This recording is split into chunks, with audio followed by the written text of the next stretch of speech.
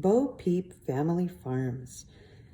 The scenery was so pleasant that the time went by fairly fast.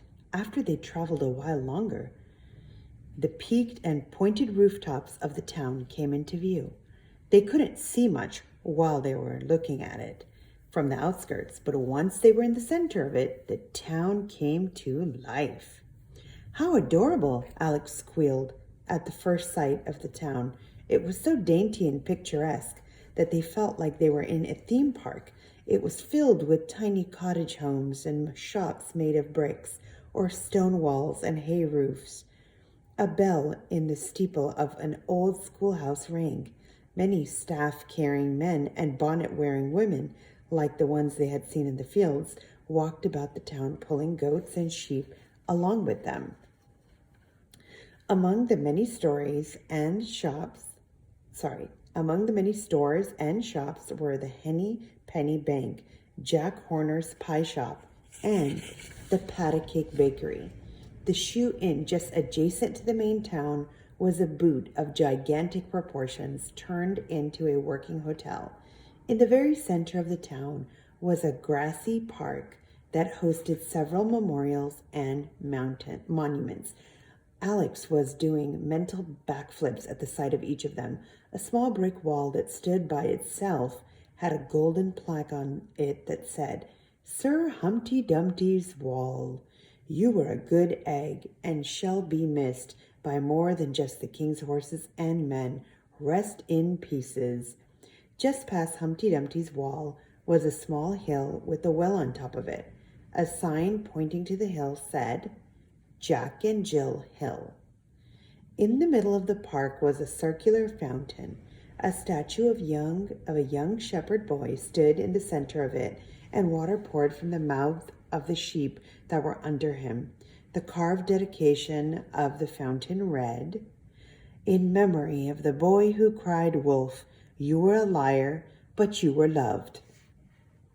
The twins were so enthralled by everything that they were getting strange looks from the villagers and townspeople. "This place reminds me of that miniature golf course in town," Connor said.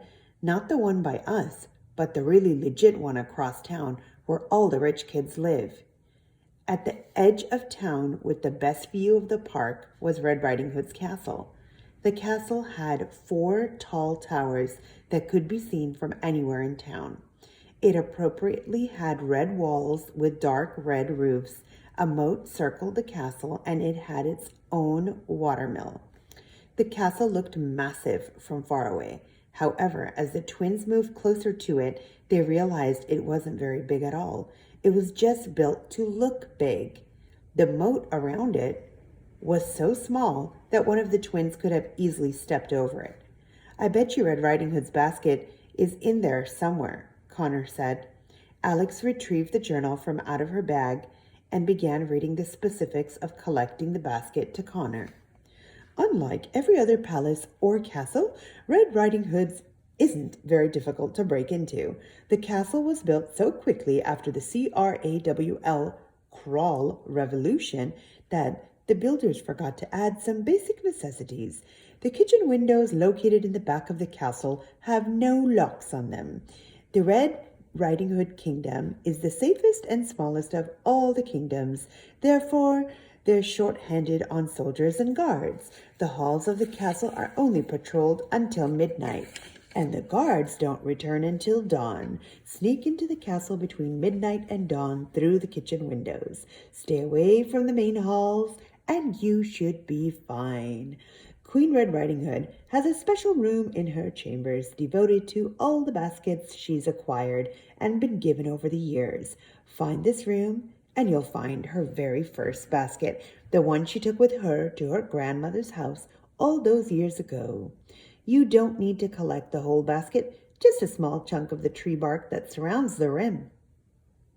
It should be easy to identify, as there is already a chunk of tree bark missing from when I collected it." "And I was just hoping we could ring the doorbell and ask for it," Connor said. Alex looked up at all the towers and windows. She wondered which window belonged to the room they could find the basket in. And as she looked up at the castle, something else caught her eye. Look over there, Alex said, and pointed to the sky. Connor turned to look in the direction she was pointing. Sticking straight up into the air 100 feet or so was an enormous beanstalk. That must be Jack's beanstalk, Alex said. Are you thinking what I'm thinking? No, but I'm sure you want to go see the beanstalk, Connor said, and before he could finish, Alex had taken off toward it. The twins ran through the town and had to take a trail leading out of town to get to the beanstalk. They passed a few cottage homes and more farmland as they traveled. It was much farther than they had thought. Eventually, they saw the base of the beanstalk ahead. It was thick and curly and had huge leaves. It grew right next to an old, decrepit shack that was only large enough to have one room inside of it. A little ways behind the beanstalk and the shack was a large, elegant manor with yellow bricks and enough chimneys and windows to hold a dozen rooms. Which one of those is Jack's house? Connor asked as they approached the beanstalk. Alex looked at it for a moment until she figured it out. That shack must be where Jack lived with his mother when they were poor, and then after he defeated the giant and became rich, they must have built a new home just behind it, she said happily. They're both his. Connor shrugged. He had no reason to doubt her. Look how tall it is, Alex said once they had reached the base of the beanstalk. It would take a lot of bravery to climb that. Just then, they heard a door slam, and a man came out of the manor. He was young and tall, with short hair and broad shoulders. He was very good-looking, but he wore a subdued expression. He carried an axe and a log. Look, Alex, Connor whispered. Do you think that's Jack? I don't know, she whispered back. Let's ask him.